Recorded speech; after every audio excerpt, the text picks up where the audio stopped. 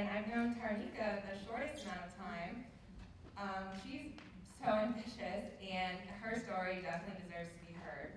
And that's why we accepted her late. I was very hesitant. I'm definitely a planner, for those who don't know me. I like to plan things out weeks, maybe months in advance. But Tarnika's story was just incredible, and she worked with us so quickly to edit and get this in, and so I'm excited for you to hear it.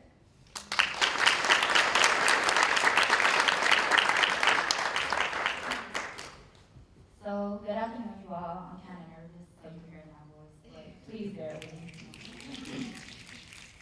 So, I wrote a poem to share with you all and just a little speech about my life. So, the beginning starts off with, so what is it like? I remember entering my freshman year of college at AL1GN University with no care in the world. Although I was planning to further my education and learn about the new paths that I was about to take for my future, how I was getting there was always an obstacle.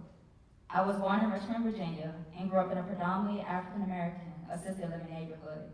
So I often found myself overcoming barriers and breaking generational curses that was amongst my family. Those times became hard for my family and I always sought to be an overachiever and hopes of making a difference within my community. With that mindset, I stand before you as a sophomore who aspires to be a licensed clinical social worker and a woman's advocate for adolescents who have faced adversity and traumatic experience throughout their lives. Growing up in the south side part of Richmond, Virginia, I adapted to a negative lifestyle very quickly outside of school. I grew up in a single-parent household while my biological father was incarcerated until my late teenage years. I felt as if I did not receive the love and support that I longed for from my parents and outsiders. So I began to indulge in some things that made me no good and became angry with the world because I could not change my family situation nor my own. I faced community, sexual, educational, loss, and emotional trauma at a young age.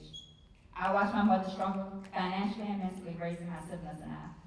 I witnessed my mother face verbal abuse constantly, and I have lost so many people who meant the world to me due to gun violence.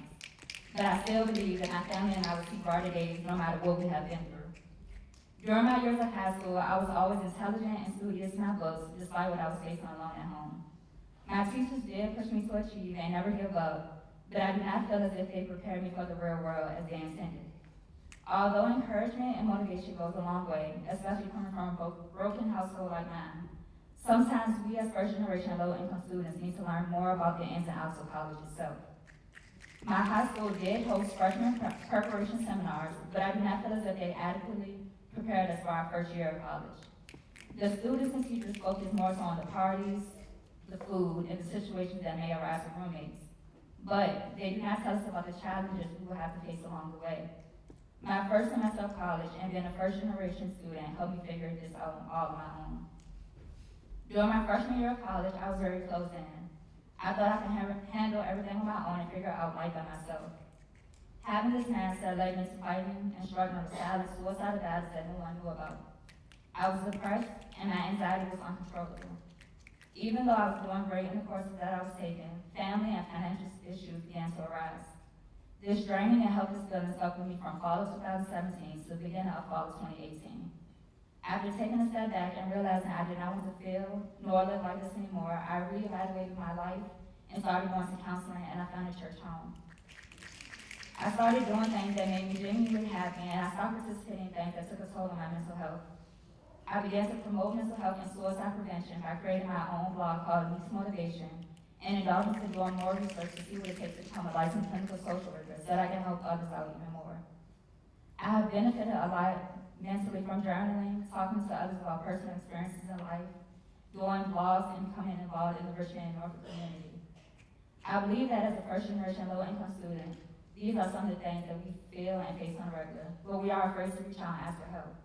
We are afraid because we do not know what the end result will be with making any decision on our own. We are living to meet the expectations of our parents, family, professors, ourselves, or others that are able to say we are the first to do it. Being a first-generation low-income student is difficult sometimes, but we are all here with a purpose and we continue to make a way. I want to share a poem with you all that will hopefully give some and insight about the things we face and how we can achieve and overcome them together. So what is it like? Under this smile is pain, but I refuse to let it show. I am a beautiful human being whose intentions are to continue to prosper and grow. Those times became difficult as a first generation student. I always came out at the top winning. But there are some things that I wish I would have known in the beginning. I wish I would have known that I needed thousands of dollars just to receive an education. I wish I would have known that your mental health would be affected, so it's important to find your safe haven. I wish I would have known that I would be changing my major so many times. I wish I would have known that sometimes I may become overwhelmed, so I might sit in my room and just cry. I wish I would have known that budgeting and saving in high school was so essential. I probably wouldn't be stressing as bad, wondering how I'm going to pay for our next class, which tends to interfere with my mental. Being a first-generation low-income student is not as easy as some may make it seem, but you must remember to hold your head high and continue to believe. Believe that you are here for a reason and that your purpose is bigger than what you may already know. Let your story be a testimony for someone else so that you may continue to prosper and grow. This is what it's like for us. I share this poem with you all to let you know that you are somebody. It does not matter where you come from and what challenges you have faced to get there either. Do not submit to anything that you do not believe in. Trust in your process and be persistent to your vision. As a low-income and first-generation student, you may question yourself constantly about your next move or decision you're about to make. But please understand that every new aspect of your life demands a different version of you. You are your biggest obstacle. Once you can overcome you, your life, your career, and everything else begins to blossom. Please stay dedicated to your dreams and continue to indulge into your aspirations so that your future can be bright. No matter what, you are somebody with a purpose. Thank you.